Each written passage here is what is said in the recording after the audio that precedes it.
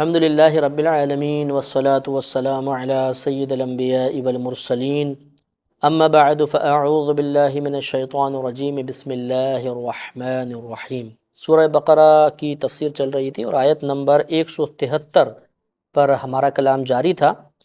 اس آیت کریمہ میں اللہ تبارک و تعالیٰ نے چند چیزوں کی حرمت کی طرف واضح طور پہ اشارہ فرمایا۔ چنانچہ پہلے ارشاد فرمایا کہ تمہارے لیے مردار کو حرام کیا گیا،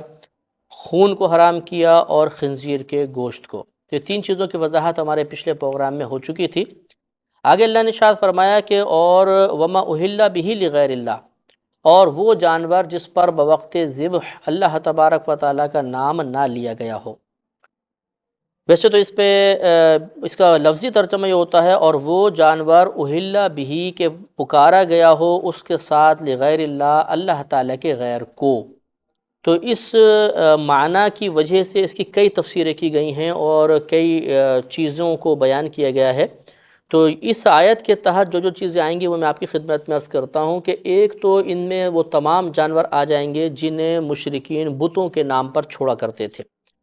اور پھر ان کو یا بتوں کے نام پر ذبح کرتے تھے، بھینٹ چڑھاتے تھے، وہ تمام اس کے تحت داخل ہیں کہ ان کا کھانا حرام ہے۔ دوسرا وہ جانور لیا جائے گا کہ جس پر قصداً اللہ تبارک و تعالیٰ کا نام ذکر نہ کیا گیا ہو، جان بوجھ کے بسم اللہ چھوڑ دی گئی، وہ بھی اسی کے تحت داخل ہوگا، کھانا حرام ہوگا۔ اور وہ مردار کے تحت بھی آ سکتا ہے کہ وہ مردار ہے۔ اور تیسرا یہ کہ بوقت ذبح جس پر اللہ تبارک و تعالیٰ کا نام نہ لیا گیا بلکہ کسی اور کا نام لیا گیا، جیسے مثال کے طور پہ کوئی بت کا نام لے دے کہ اس بت کے نام پر بس ذبح کر دیا جائے، تو خدا نخواستہ اگر کوئی جہالت میں، ویسے تو یہ پوری دنیا میں شاید کہیں پر بھی نہیں ہوتا ہوگا، اگر کوئی کسی جانور کو نبی کا نام لے کر ذبح کرے، اللہ کا نام نہ لے، بوقت ذبح نبی کا نام لے کہ محمد صلی اللہ علیہ وسلم اور کاٹ دے مثلا، تو یہ جانور بھی اسی کے تحت رہے گا اور مردار رہے گا۔ ایک اس میں صورت یہ بھی آ سکتی ہے کہ کسی جانور کو ذبح کیا جائے اور مقصود کسی نیک بندے کا قرب حاصل کرنا ہو، تقرب حاصل کرنا مقصود ہو، اس کی خوشنودی مقصود ہو، اس کی رضا کے لیے کاٹا جائے، تو یہ بھی اسی کے تحت آئے گا، اس کا کھانا بھی حرام ہوگا۔ ہاں، اگر کوئی جانور اس لیے کاٹتا ہے کہ مجھے اللہ تبارک و تعالیٰ کا قرب حاصل ہو، اللہ کا تقرب ہی مقصود ہے، اللہ کی خوشنودی ہی مقصود ہے، اور نیت یہ ہے کہ اس جانور کے جو کٹنے کا ثواب ہے یا قربانی کا ثواب ہے وہ فلاں کو پہنچ جائے، ایصال ثواب مقصود ہو، تو وہ اس آیت کے تحت نہیں آئے گا۔ لہٰذا اگر کسی نے کوئی جانور پالا ہوا ہے اور کہتا ہے کہ یہ نبی کریم صلی اللہ علیہ وسلم کے نام کا جانور ہے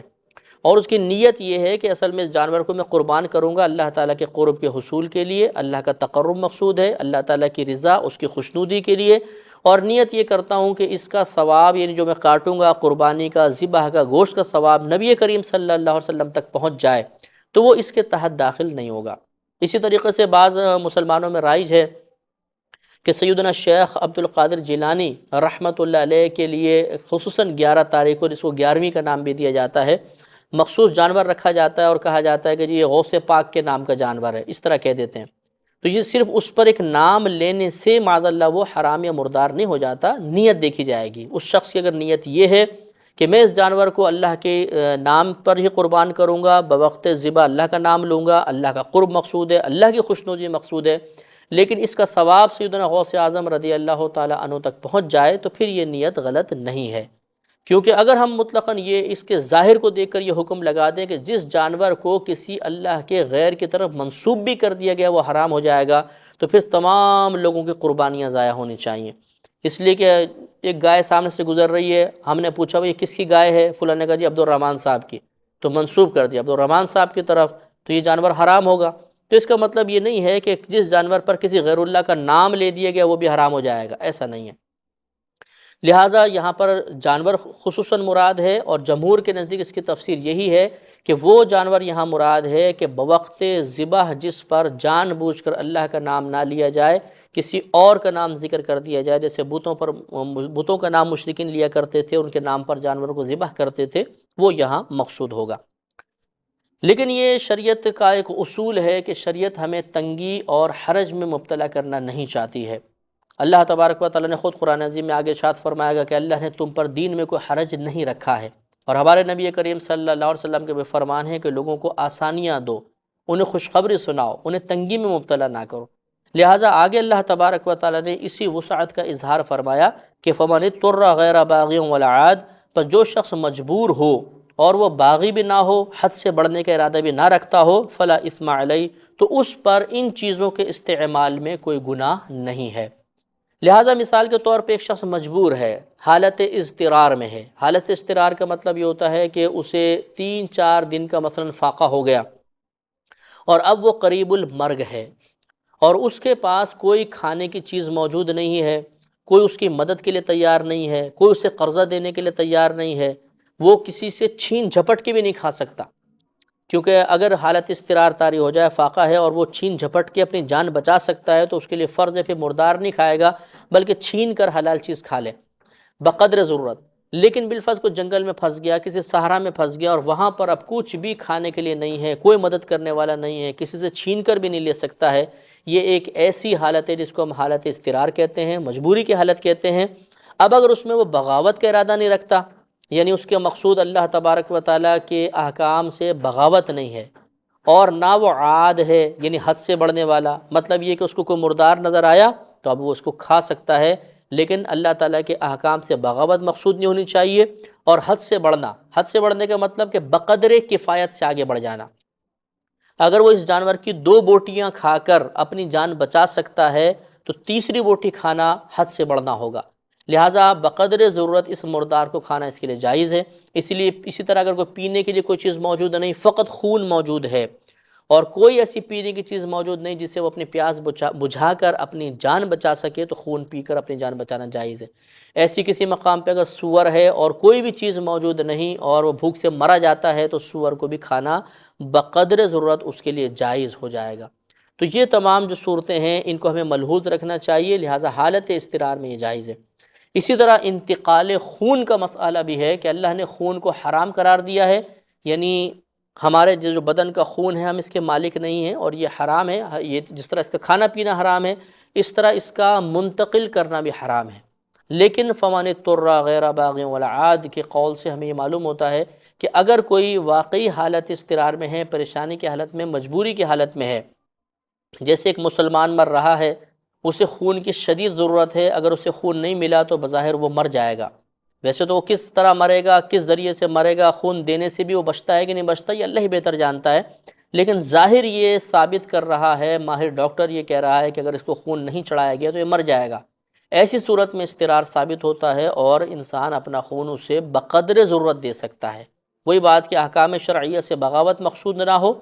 اور بقدر ضرورت سے زائد نہ ہو، تو اگر ایک بوتل میں وہ بچ سکتا ہے تو پھر 2 بوتل چڑھانا ممنوع ہوگا، 1 بوتل ہی چڑھا سکتا ہے اور اس کی گنجائش نکلتی ہے۔ تو ارشاد فرمایا فلا اثم علیہ، اس صورت میں اس پر کوئی بھی گناہ نہیں ہوگا، اور بظاہر چونکہ یہ اللہ کی ایک نافرمانی نظر آتی ہے لیکن چونکہ اللہ کی اجازت سے ہو گئی تو ان اللہ غفور الرحیم، تو بے شک اللہ تعالیٰ بہت بخشنے والا مہربان ہے۔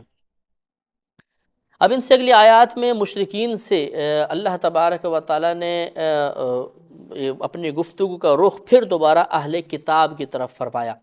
لہذا ارشاد ہوتا ہے کہ ان الذین یکتمون ما انزل اللہ من الکتاب، بے شک وہ جو چھپاتے ہیں اسے جسے اللہ تبارک و تعالیٰ نے نازل فرمایا کتاب میں سے، وَيَشْتَرُونَ بِهِ ثَمَنًا قَلِيلًا، اور وہ بیچتے ہیں اس کو سستے داموں، تھوڑے داموں بیچتے ہیں، اولئک ما یأکلون فی بطونہم الا النار، تو یہ وہ لوگ ہیں جو اپنے پیٹوں میں محض آگ ہی اتار رہے ہیں۔ وَلَا يُكَلِّمُهُمُ اللَّهُ يَوْمَ الْقِيَامَةِ، اور اللہ تبارک و تعالیٰ بروز قیامت ان سے کلام نہیں فرمائے گا، وَلَا يُزَكِّيهِمْ، اور نہ انہیں پاکیزہ کرے گا، پاک کرے گا، وَلَهُمْ عَذَابٌ عَلِيمٌ، اور ان کے لیے دردناک عذاب ہے۔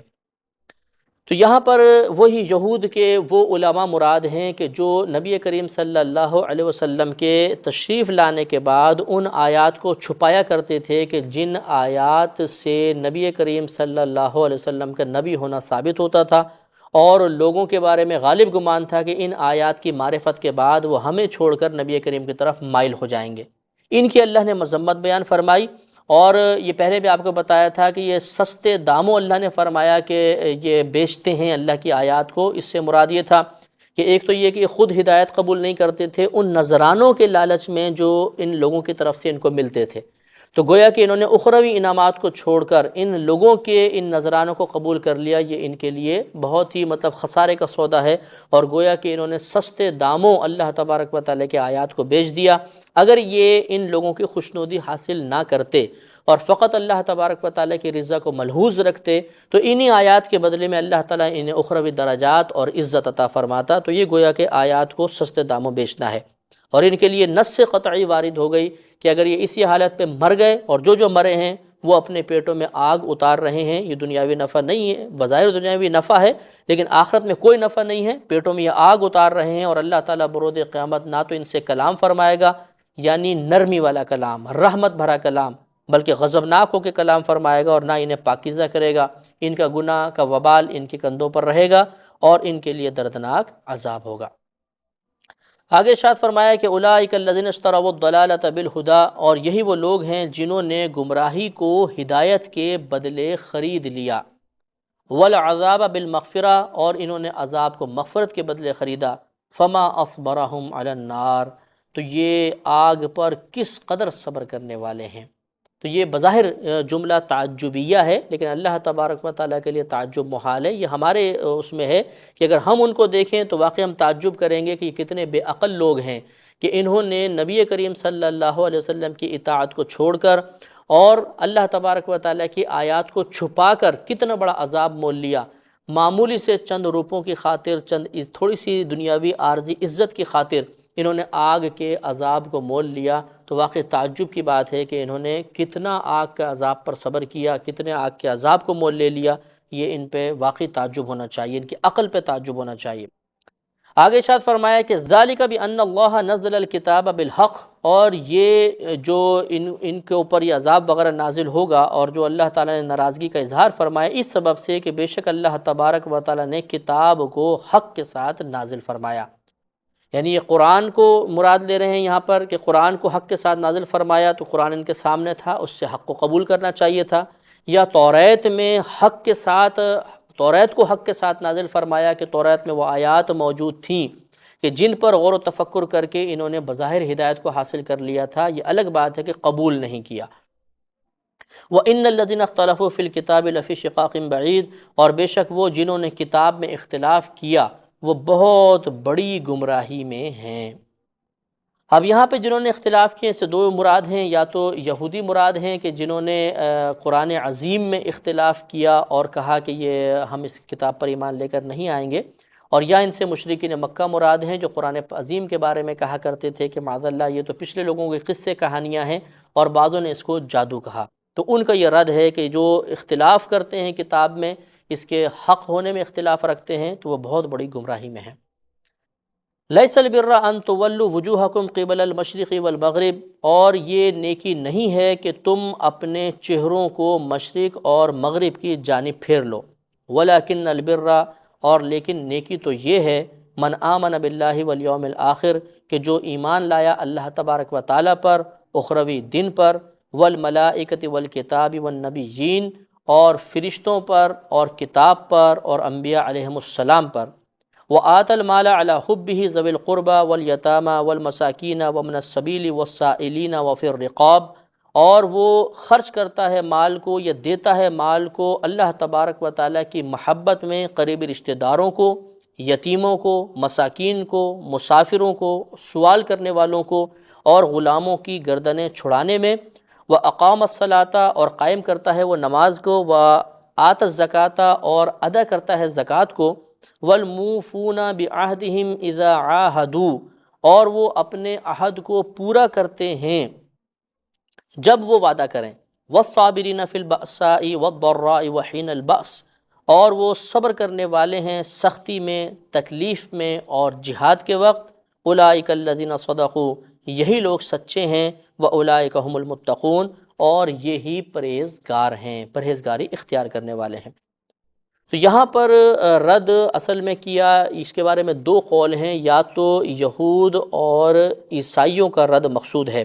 کیونکہ یہود مغرب کی سمت اور عیسائی مشرق کی سمت رخ کر کے نماز ادا کیا کرتے تھے۔ تو اللہ تبارک و تعالیٰ نے ثابت فرمایا کہ فقط تمہارا مشرق و مغرب کی طرف رخ کر کے نماز ادا کرنا تمہارے لیے اب کافی نہیں ہے، بلکہ تمہیں یہ تمام کام کرنے ہوں گے، اس کے بعد تم اللہ تبارک و تعالیٰ کی رضا حاصل کرنے میں کامیاب ہو سکتے ہو۔ اور یا اس کا شان نزول یہ بیان کیا گیا کہ ایک شخص نے نبی کریم صلی اللہ علیہ وسلم سے آ کے پوچھا، یا رسول اللہ صلی اللہ علیہ وسلم نیکی کیا ہے؟ تو اس پر یہ آیت نازل ہوئی کہ نیک اعمال یہ ہیں۔ نیکی فقط یہ نہیں کہ تم مشرق و مغرب کی طرف رخ کر لو، بلکہ نیکی ان اعمال میں منحصر ہے۔ تو یہاں پر اللہ تعالیٰ نے چند چیزیں بیان فرمائی، ہم ان کو تفصیلی طور پہ ذرا دیکھتے ہیں۔ اللہ نے فرمایا کہ لیکن نیکی یہ ہے کہ من آمن باللہ، کہ جو اللہ پر ایمان لایا۔ اللہ پر ایمان لانے کا مطلب یہ ہے کہ اللہ تبارک و تعالیٰ کو واجب الوجود تسلیم کیا جائے، یعنی اللہ کے وجود موجود ہونے کا کوئی سبب نہیں، اور پوری کائنات اللہ تبارک و تعالیٰ کے سبب سے ہے۔ دوسرا یہ کہ اللہ کی ذات کو قدیم مانا جائے، ہمیشہ سے ہے اور ہمیشہ رہے گا، یہ مانا جائے۔ اس کے علاوہ اللہ تعالیٰ واحد ہے، وہ خالق ہے، مالک ہے، رازق ہے، وہ نہ سوتا ہے، نہ کھاتا ہے، نہ پیتا ہے، نہ تھکتا ہے، اس کی ذات ہر قسم کے عیب سے پاک و صاف ہے، وہ تمام صفات کمالیہ کا جامع ہے۔ یعنی اللہ تبارک و تعالیٰ کی ذات و صفات کے لیے جو باتیں ضروری ہیں، لازم ہیں اور ہمارے ایمان کو محفوظ رکھنے والی ہیں، ان تمام کا یقین رکھنا۔ اسی طرح اللہ تبارک و تعالیٰ شرکا سے پاک ہے، اس کا شریک ٹھہرانا۔ اسی طرح اللہ تبارک شریک نہ ٹھہرانا، کیونکہ یہ ایمان ہوگا، اور اللہ تبارک و تعالیٰ کو معبود حقیقی تسلیم کرنا، یہ تمام کے تمام اللہ پر ایمان لانا کہلائے گا۔ اخروی دین پر ایمان لانے کا مطلب یہ ہے کہ مسلمان یہ یقین رکھے کہ ہمیں ایک دن مرنا ہے، موت ضرور آئے گی، پھر عذاب قبر بھی ہو سکتا ہے، پھر میدان محشر میں اٹھنا، وہاں کا حساب و کتاب، پل، صراط، میزان، حوض کوثر وغیرہ، شفاعت، پھر جزا اور سزا کا تمام سلسلہ، جنت، دوزخ، یہ تمام یوم آخر پر ایمان لانے کا مطلب ہے کہ ان کا ہر مسلمان یقین رکھے گا۔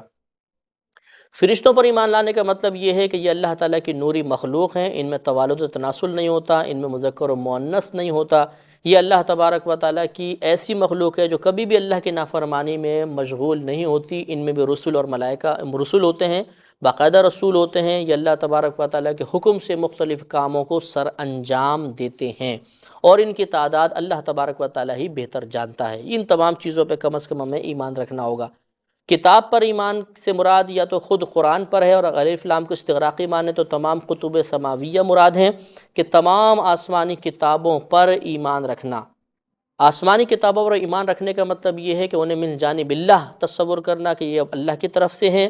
یہ اللہ کا کلام ہے، اور جیسا اللہ نے نازل کیا وہ تمام حق تھا۔ ہاں، یہ الگ بات ہے کہ بعض کتب میں تحریفات ہو گئیں، تصرفات بیجا کا ارتکاب ہو گیا، وہ غلط ہے۔ باقی جس طریقے سے اللہ نے نازل فرمایا وہ تمام حق ہے، سچ ہے، لائق تقلید ہے، لائق اتباع ہے، وہ اس کے اوپر ایمان رکھنا ہوگا۔ لیکن یہ ضرور یاد رکھیں کہ لائق اتباع کا مطلب یہ ہے کہ اب چونکہ ہماری شریعت آ گئی تو جو ہماری شریعت کے موافق ہوگا ہم اس کی اتباع کریں گے، پیروی کریں گے، اس پر عمل کریں گے، اور جو ہماری شریعت سے ٹکرا رہا ہوگا اس لیے کہ ہماری شریعت نے بعض سابقہ احکامات کو منسوخ کر دیا ہے، اب وہ لائق تقلید، لائق اتباع نہیں ہوں گے، بلکہ اب ہم اپنی کتاب یعنی قرآن عظیم پر عمل کریں گے۔ نبیوں پر ایمان لانے کا مطلب یہ ہے کہ ہم یقین رکھیں کہ بعض اللہ تعالیٰ کے ایسے مقرب بندے تھے جنہیں اللہ نے لوگوں کی ہدایت کے لیے دنیا میں بھیجا، ان پہ باقاعدہ وحی نازل ہوتی تھی، انہیں انبیاء اور مرسلین کہا جاتا ہے۔ اور ان کی تعداد کے بارے میں یاد رکھیے کہ احادیث میں یہ مختلف معاملہ ہے، یعنی مختلف الفاظ آئے ہیں، لہٰذا مشہور یہ ہے کہ 1,24,000 انبیاء علیہم السلام آئے، لیکن چونکہ اختلاف کثیر ہے اس لیے بہتر یہ ہوتا ہے کہ ہم یوں کہیں کہ کم و بیش 1,24,000، کم زیادہ کا لفظ استعمال کر لیں، کیونکہ ہم یہ اگر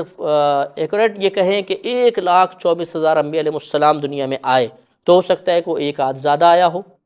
اگر زیادہ آیا ہوگا تو گویا کہ ہم نے ان کا انکار کر دیا، اور یہ بھی ہو سکتا ہے کہ 1,24,000 سے کچھ کم آئے ہوں تو پھر ہم نے کچھ زیادہ کو نبی مان لیا، دونوں طریقے سے خطرہ ہے۔ لہٰذا یہ کہنا چاہیے کہ جتنے نبی دنیا میں تشریف لائے اللہ نے بھیجے، ہمارا ان سب پر ایمان ہے، ہم ان سب کو اللہ تعالیٰ کا نبی تسلیم کرتے ہیں۔ آگے ارشاد فرمایا کہ ایک یہ بھی نیکی ہے کہ آدمی مال کو اللہ تبارک و تعالیٰ کی محبت میں ان چند لوگوں پر خرچ کرے، اور ان کا پھر تذکرہ کیا گیا۔ تو یہاں دو قابل توجہ بات ہیں، ایک اللہ تعالیٰ کی رضا کے لیے مال کو خرچ کرنا، اور دوسرا چند مخصوص افراد کا تذکرہ، ان کی تفصیل۔ یہ انشاءاللہ ہم اگلے پروگرام میں عرض کریں گے۔ اب ہمارے پروگرام کا وقت ختم ہوتا ہے۔ وآخر دعوانا ان الحمد للہ رب العالمین۔